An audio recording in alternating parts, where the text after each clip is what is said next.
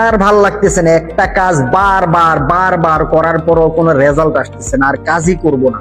তোমার রেজাল্ট আসবে কিভাবে? তুমি তো একই পদ্ধতি অনুসরণ করে একটা জায়গায় দাঁড়িয়ে আছো।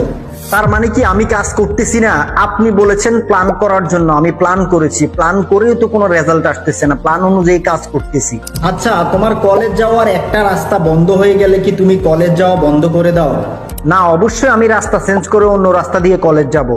আমি তো সেটাই বলতেছি, যদি একটা পদ্ধতিতে তোমার রেজাল্ট না আসে, পদ্ধতি চেঞ্জ করো, কখনোই গোল চেঞ্জ করবা না।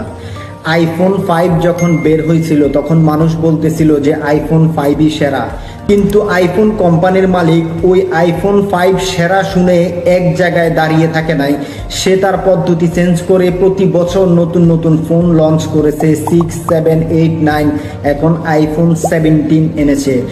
আচ্ছা, তুমি বলো তো 2025 সালে এসে যদি আইফোন কোম্পানির মালিক আইফোন 5 সেরা মনে করে এখন সেল করতো, তুমি কি এটা কিনতা? কখনোই না।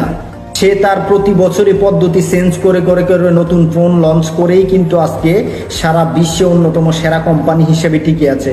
যদি এক পদ্ধতিতে রেজাল্ট না আসে তাহলে পদ্ধতি চেঞ্জ করে তুমি কাজটা করো, কখনোই তুমি তোমার গন্তব্য চেঞ্জ করো না, তাহলেই রেজাল্ট আসবে।